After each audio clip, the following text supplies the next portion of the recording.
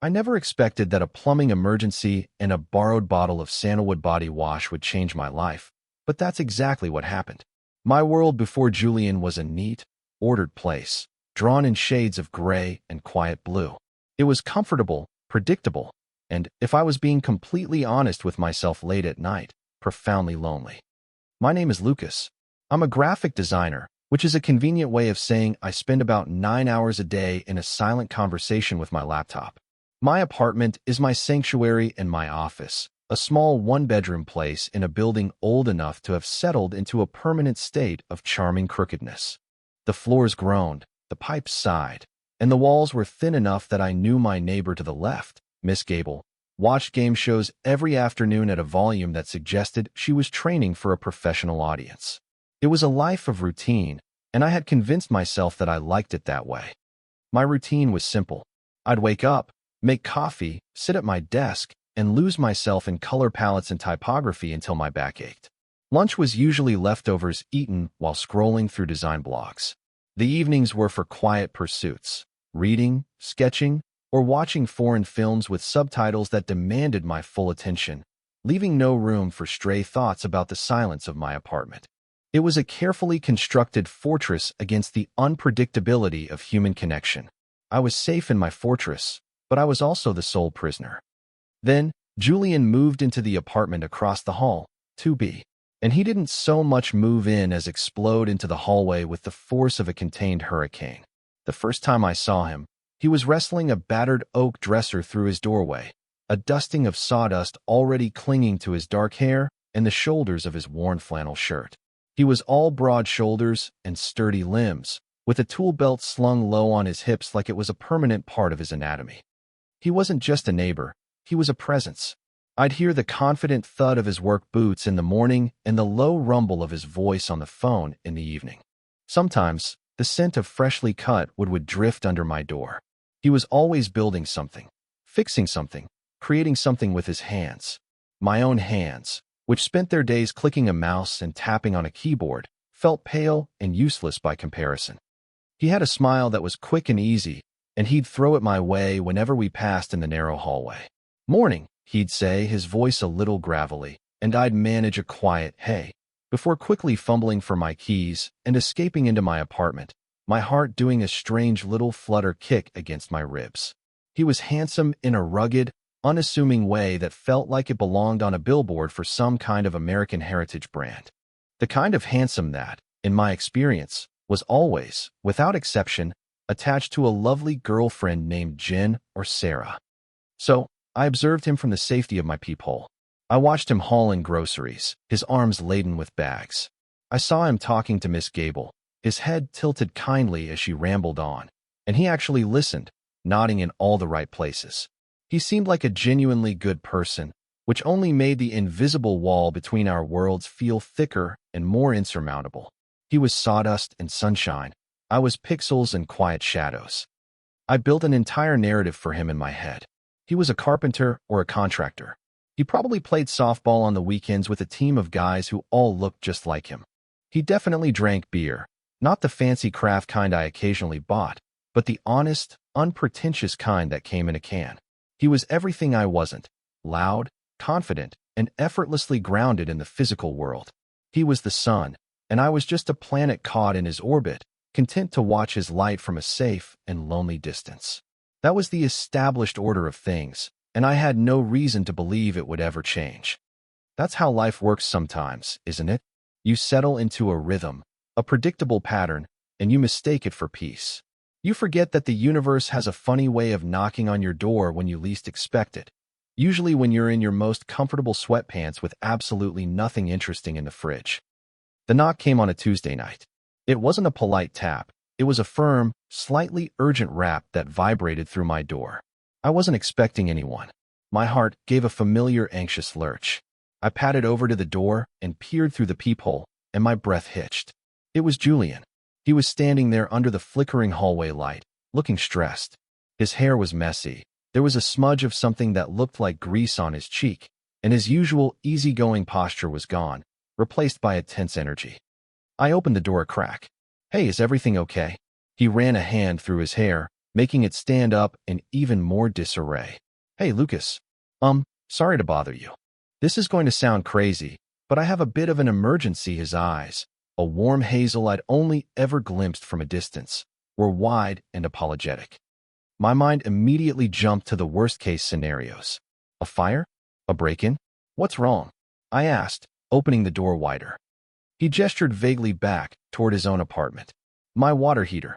I think it kind of exploded. Well, not exploded, but it's leaking everywhere. My whole bathroom is a swamp. He let out a frustrated sigh. The landlord came, and he's got it sorted, but he had to shut my water off for the night. They can't get the new unit in until tomorrow morning. Oh, wow. That's terrible, I said, my voice full of genuine sympathy. I couldn't imagine dealing with that kind of chaos. My own apartment felt like a carefully balanced ecosystem that would collapse at the slightest disturbance. He gave a short, humorless laugh. Yeah, terrible is one word for it. Look, this is super awkward, and please feel free to say no, but I just got off a long shift. I'm covered in grime, and I am desperate for a shower. He looked down at his dusty jeans and worn work shirt as if to emphasize the point.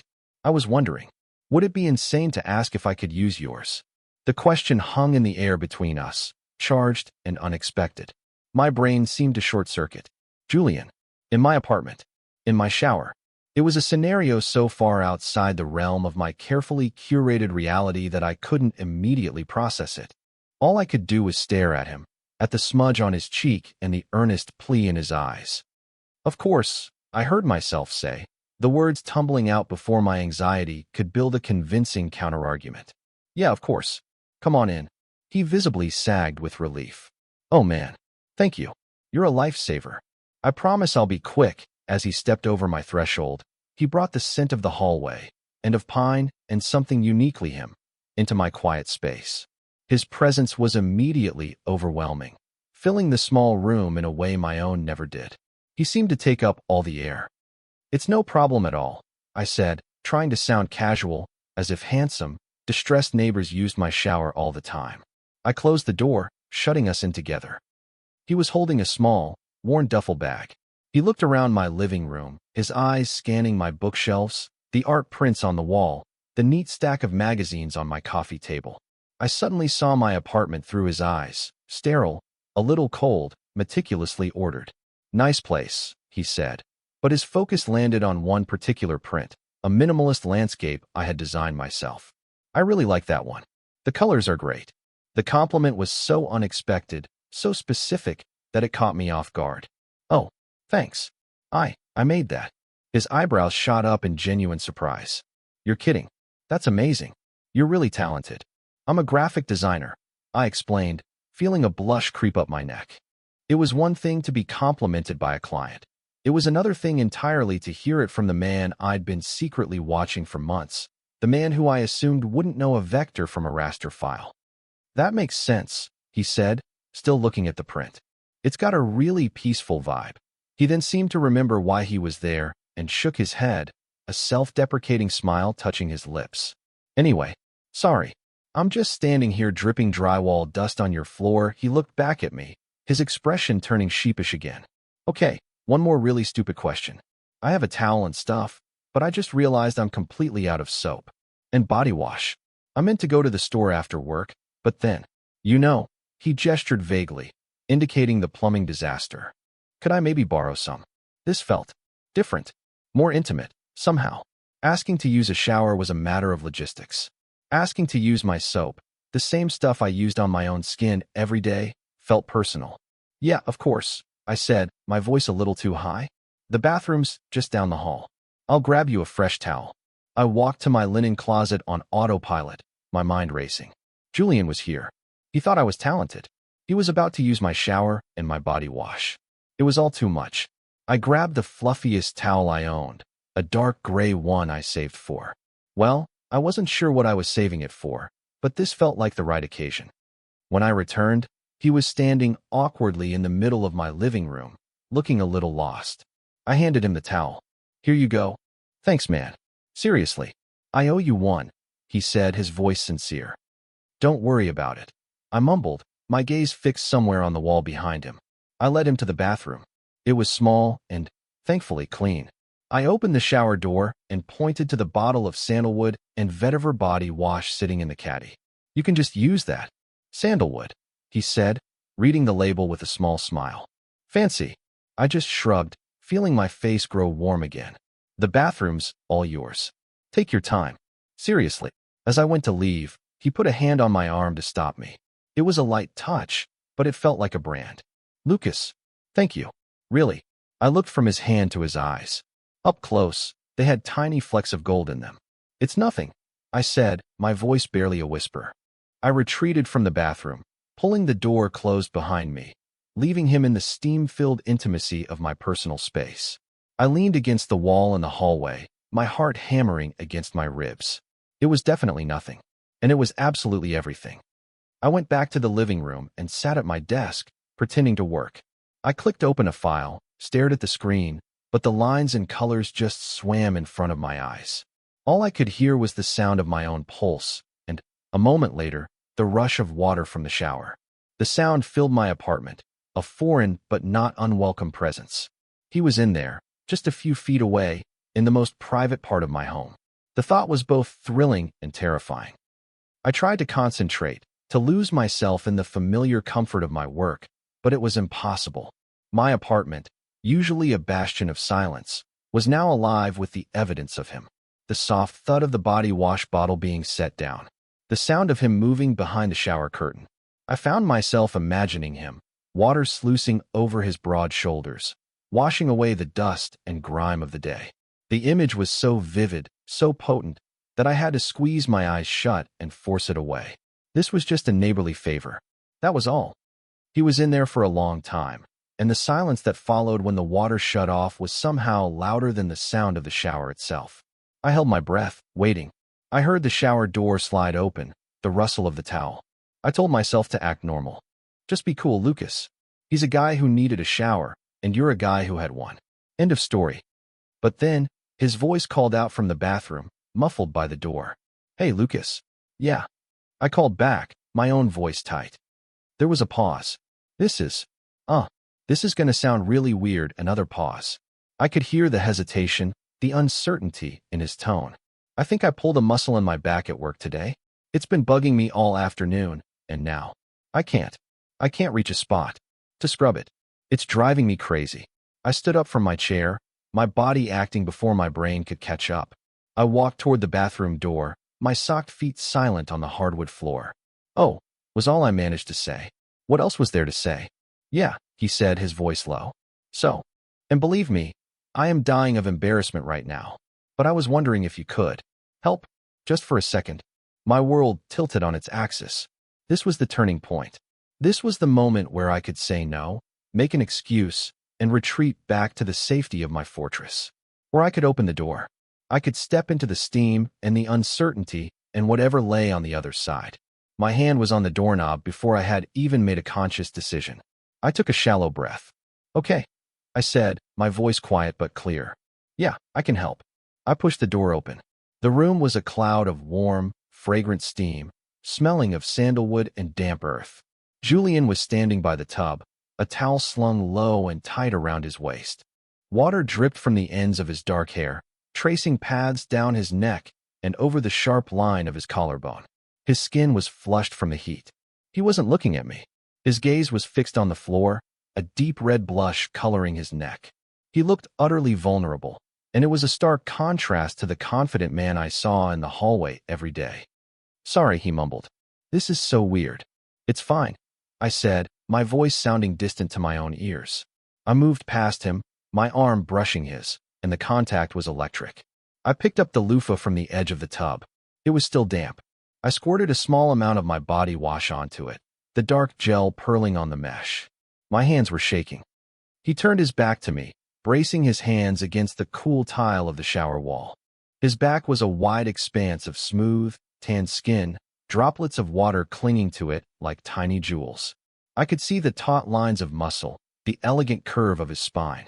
For a moment, I just stood there, loofah in hand, completely frozen. This was happening. This was real. Then, I took a small step forward. I raised my hand and gently, tentatively, touched the loofah to his skin, just below his shoulder blades. He flinched slightly at the contact, a shiver running through him, but he didn't pull away. I began to move my hand in slow, deliberate circles, working the soap into a lather. The only sounds in the room were the soft scratch of the loofah against his skin, the gentle drip of the faucet, and the impossibly loud sound of our breathing.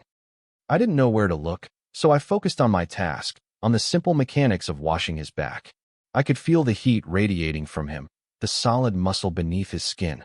The steam swirled around us, creating a small, isolated world for just the two of us. It was the most intimate thing I had ever done.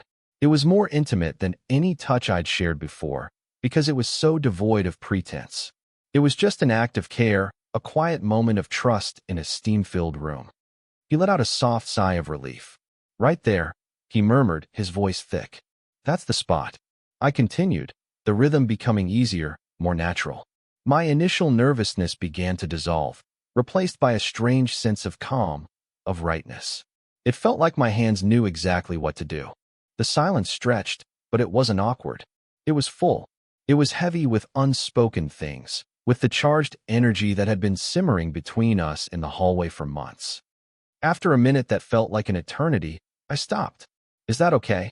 I asked, my voice husky. He didn't answer right away. He just stood there, his head bowed. "Yeah," he finally said, turning his head slightly to look at me over his shoulder. His eyes were dark and intense. Thanks. You're welcome." I rinsed the loofah under the tap and placed it back in the caddy. My job was done. I should have left. I should have given him his privacy and retreated back to my side of the wall. But I couldn't move, and he didn't move either. We just stood there, a few feet apart, the air thick with steam and questions. "I like this scent," he said quietly, breaking the silence. "The sandalwood." "Me too," I replied. He finally turned around fully to face me, his hands still resting on the towel at his hips. He looked at me, really looked at me, and it felt like he was seeing past the quiet, anxious guy who fumbled for his keys in the hall. It felt like he was seeing me. My heart was a drum against my ribs, beating a frantic, hopeful rhythm. I thought, for one wild, impossible second, that he was going to lean in and kiss me. The air crackled with the possibility of it. But the moment passed. He dropped his gaze, a flicker of something unreadable in his eyes, and cleared his throat. "Well, I should, probably let you have your bathroom back. Right?" I said, my voice sounding hollow. "Yeah, okay." I backed out of the room, pulling the door softly closed behind me. I stood in the hallway for a long moment, my back pressed against the wall, trying to get my breathing under control. What in the world had just happened? He emerged a few minutes later, dressed in a clean t-shirt and jeans, his hair still damp. The easy confidence was back in his posture, but it felt fragile, forced. He wouldn't quite meet my eyes. "Hey, thanks again for everything, Lucas. You really saved me tonight," he said, already moving toward the door. "Anytime," I said, the word feeling both true and hopelessly inadequate. He paused with his hand on the doorknob. "I'll, see you around." And then he was gone, the click of my front door sealing the space between us once more. I was left alone in my apartment, which now felt cavernously empty. The only trace of him was the lingering scent of sandalwood and the damp towel he'd left on my floor. I picked it up, and it was still warm. I stood there, holding it, completely and utterly lost. The days that followed were a special kind of torture. The easy, casual friendliness we'd shared in the hallway before the incident was gone, obliterated. It was replaced by an almost unbearable awkwardness. The invisible wall between our apartments didn't just feel thick anymore. It felt like it was made of reinforced concrete and electrified for good measure. The first time I saw him, the morning after, I was leaving to get coffee. He was locking his door at the exact same moment. Our eyes met for a fraction of a second, and a jolt went through me. I saw a flash of panic in his expression, a mirror of my own. "Hey," he said, his voice tight, before turning and practically jogging toward the stairs. I could only manage a weak morning to his retreating back. It became our new, painful routine. Stilted greetings, averted eyes, a shared, palpable tension that made the short walk from the elevator to our doors feel like a mile-long trek across a minefield. He seemed to be actively avoiding me. I'd hear him coming down the hall, and I'd wait an extra 30 seconds before leaving my apartment, just to miss him. It was a miserable, silent dance of avoidance, and it was breaking my heart in a way I hadn't anticipated. My mind, of course, went into overdrive. I became the world's foremost analyst of the shower incident, replaying every single second in excruciating detail. I examined it from every possible angle, searching for clues, for hidden meanings. His hesitation at the door, the compliment about my artwork, the way he looked at me over his shoulder in the bathroom, the charged silence, the almost kiss that I might have completely invented. My internal monologue was a relentless tug-of-war between hope and fear.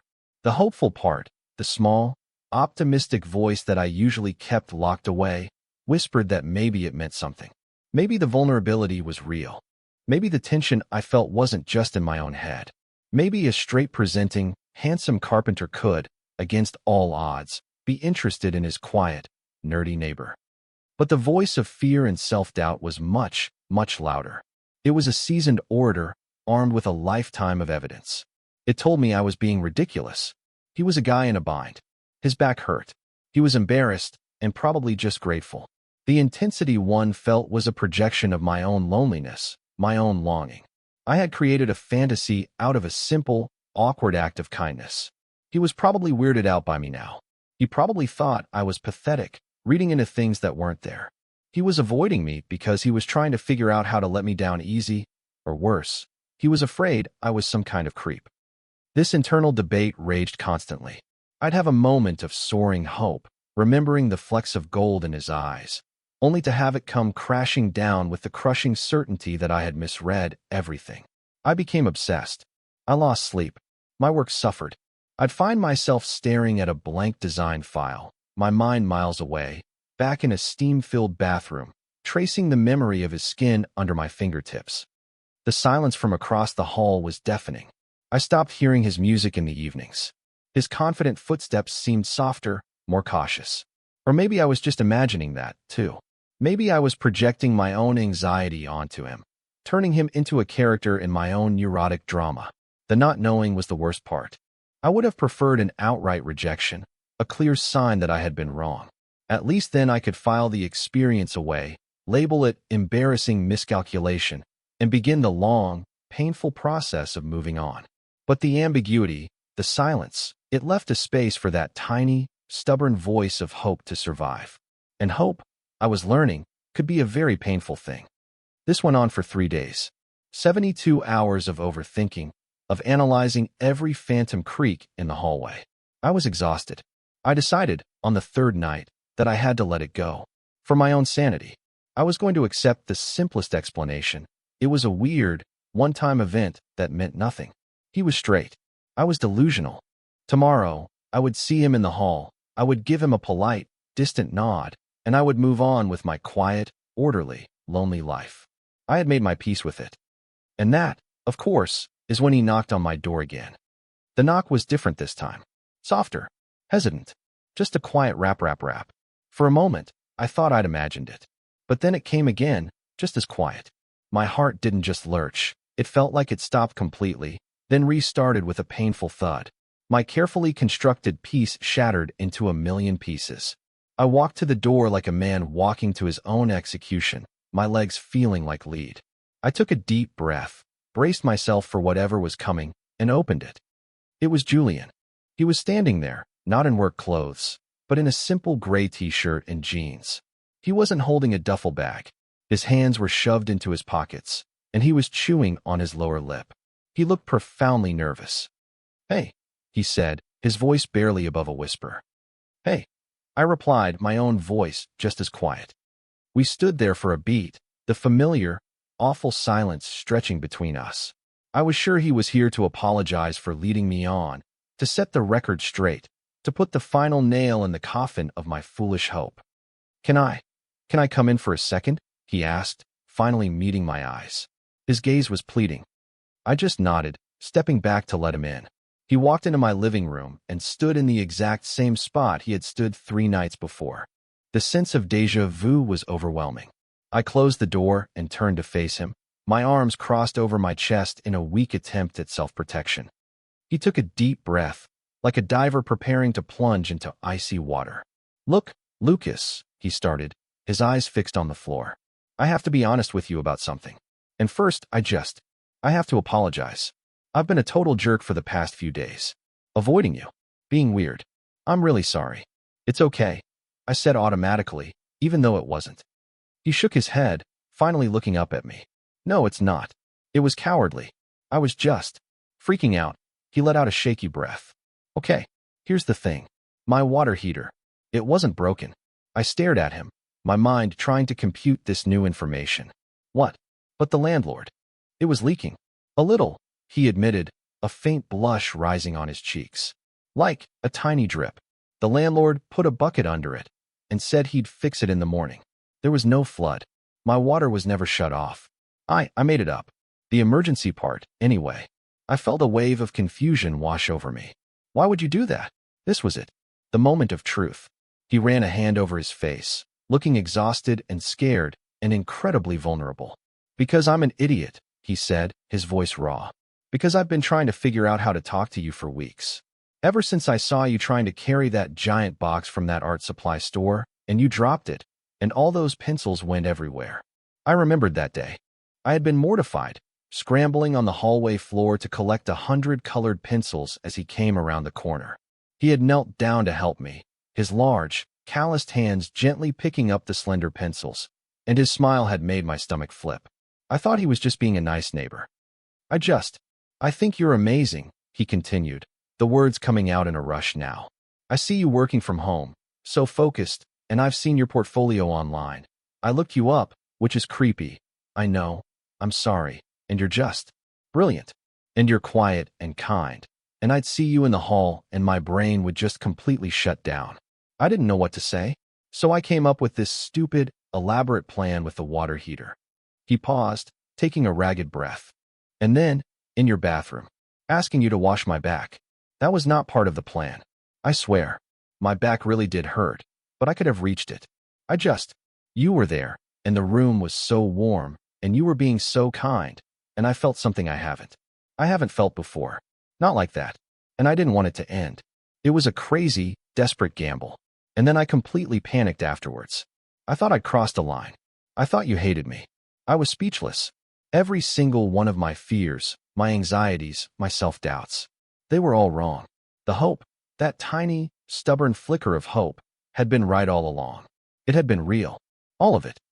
I don't hate you. I finally managed to say, my voice thick with emotion. Julian, I thought you were straight. A small, sad smile touched his lips. I thought I was, too, he said quietly. For a long time. But lately, things have been confusing. And then I met you, and it all just sort of clicked into place. You make things make sense. The silence that fell between us now was different. It wasn't empty or awkward. It was full of understanding, of relief, of a fragile, beautiful possibility. All the tension that had been a source of anxiety was now transformed into a powerful current of attraction, pulling us closer. He took a hesitant step toward me, then another. He stopped when there was only a foot of air between us. So, he said, his voice dropping to a low, intimate murmur. I've been thinking about this for 3 days. Can I kiss you, Lucas? For real this time. I couldn't speak. I could only nod, my eyes locked on his. He closed the remaining distance, his hand coming up to gently cup my jaw. His thumb stroked my cheek, and the simple touch sent a shiver through my entire body. And then he leaned in and pressed his lips to mine. It wasn't a tentative, questioning kiss. It was a kiss full of all the words he hadn't known how to say, full of weeks of unspoken interest and days of painful uncertainty. It was firm and sure and searching, a kiss of profound relief. It was the feeling of coming home to a place you never even knew you were looking for. I melted into him, my hands coming up to rest on his chest, feeling the steady, rapid beat of his heart beneath my palms. It was a kiss that sealed the end of one story and the beginning of another, much better one. After that night, everything changed. The wall between our apartments, both literal and metaphorical, simply dissolved. My quiet, orderly world was joyfully invaded by his loud, chaotic, wonderful presence. My apartment, which had once felt like a sterile fortress, began to feel like a home. It started to smell not just of my coffee, but of his sawdust-scented flannel shirts slung over a chair. We started slowly, timidly, like two people learning a new language. Our first real date was a walk in the park, where he told me about his dream of one day opening his own custom furniture shop. He didn't just build things, he crafted them. He talked about the grain of different woods, the character in every knot and imperfection, with a passion that was captivating. I learned that the man with the tool belt and the confident swagger had the soul of an artist. I, in turn, opened up my world to him. I showed him the complex, frustrating, and rewarding process of my design work. He'd sit on the edge of my desk, watching me for hours, genuinely fascinated by how a blank screen could be transformed into something with meaning and beauty. He didn't see a nerd clicking a mouse. He saw a creator, just like him. He understood the quiet obsession, the drive to make something out of nothing. Our worlds, which I had once seen as polar opposites, were really just two different expressions of the same creative impulse. My routine was broken, but in the best possible way. Quiet evenings were replaced with shared dinners, our legs tangled together under my small kitchen table. My silent mornings were now filled with the sound of his rumbling laughter as I tried to explain the plot of one of my obscure foreign films. He introduced me to his world of honest, canned beer, and I introduced him to the joys of a perfectly brewed cup of tea. We were finding a beautiful, comfortable rhythm that was all our own. A few months later, on a lazy Sunday afternoon, the comforting domesticity of our new life hit me with a profound sense of gratitude. Julian was in my shower, our shower, now, and I was in the living room, sketching in my notebook. The scent of sandalwood wafted down the hall, a fragrance now inextricably linked to him, to us, to the beginning of everything. He emerged a few minutes later, a towel around his waist, his hair dripping onto his shoulders. He walked up behind the sofa where I was sitting and wrapped his strong arms around me, pulling me into a warm, damp embrace.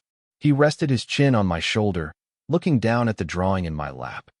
"That's beautiful," he murmured, his voice a low hum against my ear. He smelled clean and warm, and I leaned back into his chest, feeling a sense of peace so deep it felt like it had settled into my bones. He pressed a soft kiss to my neck. "You know," he whispered, a playful smile in his voice, "my water heater has been working perfectly fine for months now, but I'm seriously thinking about breaking it again, just for old time's sake." I laughed, a real, unburdened sound, and turned my head to kiss him. The gesture was easy, familiar, and filled with a love that still felt new and miraculous every single day. I never expected that a made-up plumbing emergency would dismantle the quiet, lonely life I had so carefully built for myself. But that's exactly what happened. Julian's ridiculous, clumsy, and utterly romantic gesture taught me something vital. It taught me that sometimes the greatest risks we take aren't about grand, heroic acts. Sometimes, the biggest risk is simply knocking on a stranger's door, hoping they might have what you need. It's about the terrifying, beautiful vulnerability of admitting you need help, or just that you need someone. And if you are very, very lucky, they open the door and let you in.